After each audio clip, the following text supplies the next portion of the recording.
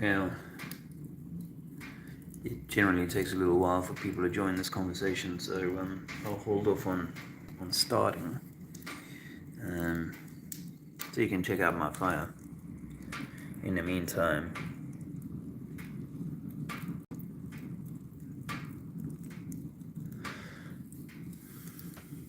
I'm just going to make this a quick one. Wow, Nicholas. Is that really or Voynich? Hello, mate. Going to make this a quick one. It's already 7:30. 7:33 actually it was when I looked at my phone.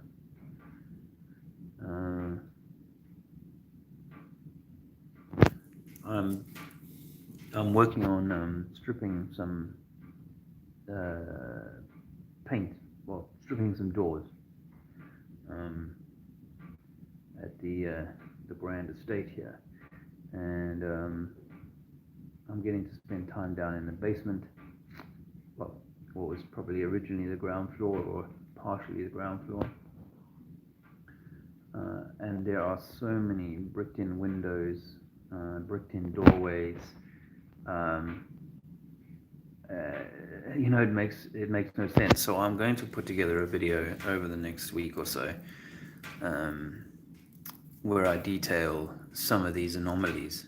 And one of my favorite ones is that you you walk through a courtyard and then downstairs. You walk downstairs about 7 or 8 steps. Maybe not so many, maybe about 5 or 6 steps.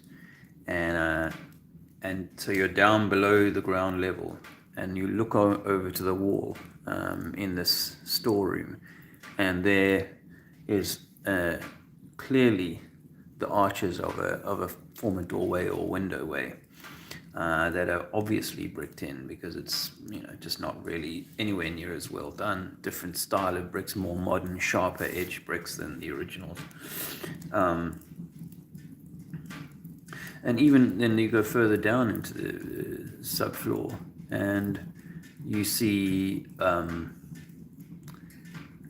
these sort of archways, but they're just sort of in the middle of the brickwork towards the floor level. You got this sort of arch of bricks. Now, I ask the manager here, the estate manager, oh, what do you make of that? Oh, I've never noticed that.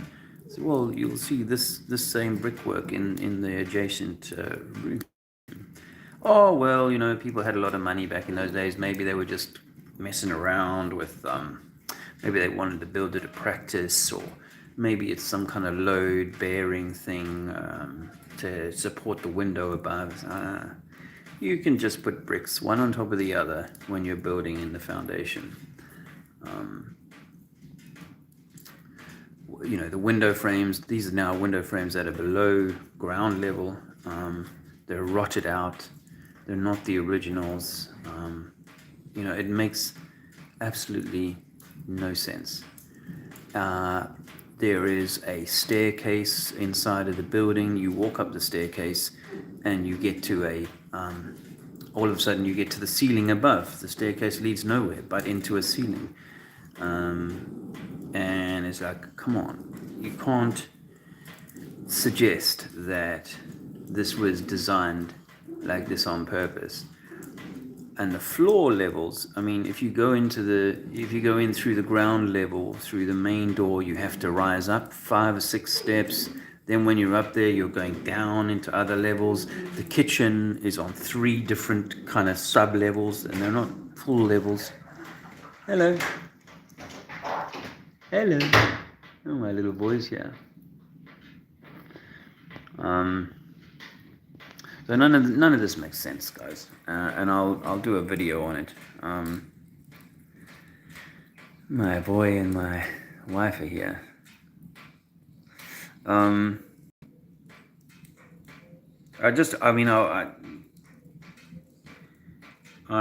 wanted to see that I didn't have a lot of time to make a video this morning, but I haven't heard from Sci Man Dan.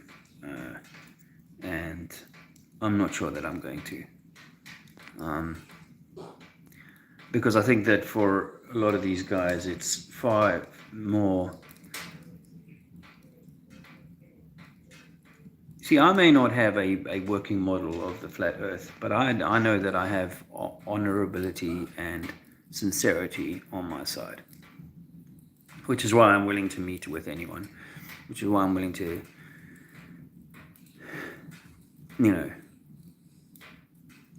because it's like, it feels like I was speaking to Nigel the other day about this, but it just feels like there are these guys are annoying in the way that they fail to look at evidence. They won't look at evidence, and everything that we see, pretty much everything we see, is your model isn't working. Don't look at mine. I'm not prepared to look at what's wrong with the heliocentric model, and I think that even though we may not be able to agree on exactly how the mechanics of this machine system works, we can certainly see where the flaws are in the model that we were sold as children. And it is annoying to have to kind of see these guys just stuck in their little echo chambers. Well, they're not that little because they get so much support from YouTube. See how they just carry on just trying to pick at either the people who are looking at this information or the things that we're unable to answer. The original one of, go take me to the edge then. Why don't you, I'd love to put one of these flat earthers in a rocket and send them up into space in a spacesuit that I trust that NASA has never put in a vacuum chamber, but I'm going to just trust that spacesuit will work. Or maybe they should be the ones going up there. Anyway, I wanted to, because I will call this short, as my wife and my boy here, but I wanted to draw something for you. This is a Dave's simple model of a conundrum that the heliocentric model, or the globe, the rock with water around it model can't address. And I haven't seen anyone address this yet, but I had hoped to ask Sci Man Dan face to face what his answer to this question would be. Try to avoid the obfuscation and the straw mannery, but what would his be? Before I do that, let me just say hello to the folks that have come by. Hey, Mary and Voynich.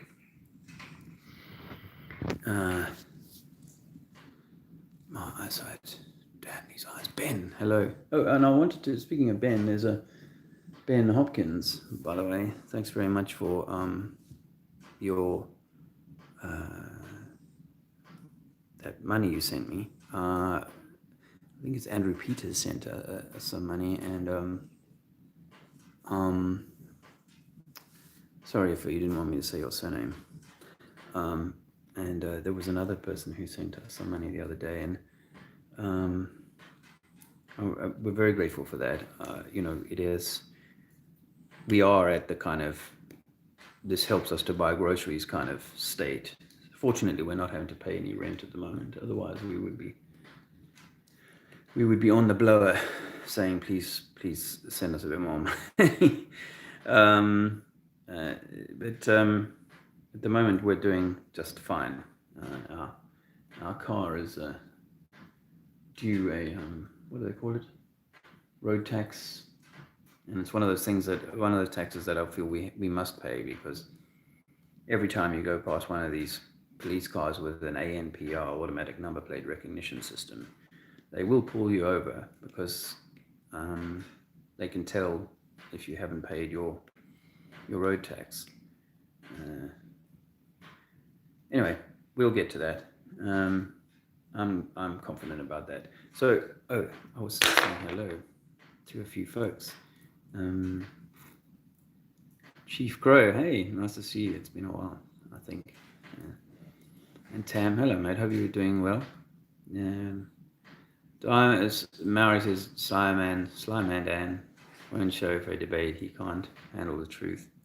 Yeah, I mean, you might remember if you saw in Frankfurt, Sly Sparkane turned up. He was pretty angry and didn't want to stay around for too long. He told me off for being late. You're late. Why are you so late?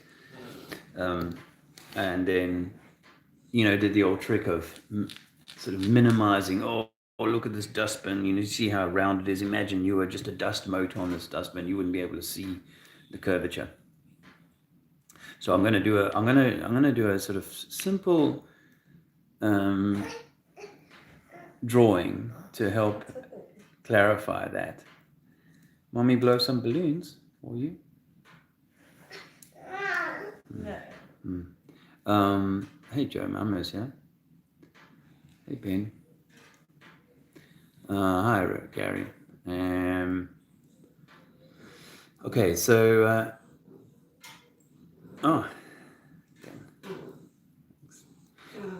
okay, so this is. Let me just put this down here. Yeah. See how this is going to work out. You have to excuse the simplicity of my system here, but I think this will be fairly self-explanatory. So let me just do a little north, west, east, south. Okay, I hope that's clear enough. So here we are. We have ocean on the east coast, and then as we reach the shoreline, so the land starts to rise up, and the land will rise up like that, and then it will drop down again to a sea level. Okay. Now, whenever you were in school, your teacher would have done something. Okay, that's not a very good depiction there. Let's get this a little bit neater, a little bit straighter. Because your teacher would have done something like this. Let's call that shoreline and shoreline. And none of us would have ever questioned this in school, but whenever a teacher did a cross-section of your continent, in my case it would have been Africa, but whenever a teacher did a cross-section of your continent, then he or she would have done it quite something along the lines like this, where the sea is here, and the land mass sort of rises up, but there's never any, as you can tell, this is and I've done it as much as I can sort of level. There's never any allowance for it actually being on a part of a globe. Okay, so there's never any of that. Alexander's not happy that I'm using his toy. It's okay. Now, I'm going to, for the sake of simplicity, I'm going to say that this distance here, from here to here, is 100. You could say it's 100 kilometers or 100 miles, but in this case we're going to say it's 100 miles. Okay? And the height of this peak here, which is the highest point on my piece of land, 1,000 meters. Okay? So here to here is 1,000 meters in elevation. The distance, to keep this simple, the distance from the peak of my mountain on my landmass to the shoreline on the west coast is 1/3 of the distance. So 33 and a third miles. Okay? So therefore on this side it's 67 or 66.6, but I'm happy to make it 67 miles. So really in essence all I'm saying is the distance between this point and the beach, the sea level, is 1/3 of the total distance across from this beach to that beach. Now, two friends have decided to meet at the top of this mountain. Here, two guys, or ladies, have decided to meet on the top of this hill. Now they've finished. They've got to the top, and they've decided you're going to. One of them is going to walk to the east coast beach, and one of them is going to walk to the west coast beach. When this guy leaves for the west coast beach, of course, he only has 33 miles to walk. So we know, common sense dictates that his descent is going to be more rapid than his descent, because he's going to walk 67 miles and descend 1,000 meters back to the sea level, and he's going to descend 1,000 meters to the sea level, but over a distance of only 33 miles. So that's the common sense view of the world. If, however, we lived on a globe, then the distance where we travel would make a significant difference to the amount that we would descend. Common sense says that this is 0, this is sea level here, and this is 0 here. So this chap is going to descend 1,000 meters, and this chap similarly is going to descend 1,000 meters, but the distance obviously is far shorter. I've kind of lost a little bit of my thread on this, but I think hopefully the point is made that actually, if they say that over 100 meters, over 100 miles, there should be 6,666 feet, believe it or not, of curvature, then the water level should be far lower for this guy here if he's walking on a globe in which we had a protruding mountain that was 1,000 meters above sea level. Do you see the point? I'm going to work on this presentation a little bit more. In my head, it was far more succinct than I've been able to deliver it to you today. It may be partly because I'm thinking about my little boy here. But the point is, hopefully, we all understand that if you're at 1,000 meters above sea level, then it doesn't matter which direction or how far you travel to the sea, whether you could call this the Alps or whatever. It wouldn't matter whether you were traveling north, south, east, or west. When you reached the sea, you would have descended 1,000 meters, whether you've had to travel 67 miles or whether you've only traveled 33 miles. Does that make sense? Does that make sense to you guys? I mean, I'm sure it makes sense to you guys, but I think as an evidence that sea level is sea level, and it doesn't really matter where you are in the world, with the exception of a little bit of tidal swell, it doesn't really matter where you are in the world, that there is only a single sea level. And you could say that this was 330 miles or 3,000 miles, and this could be 2,000, 3,000 meters. It wouldn't make any difference, or even just 100 meters. The point is that no matter how far you travel, you're always going to descend that total distance back to a sea level, a zero level.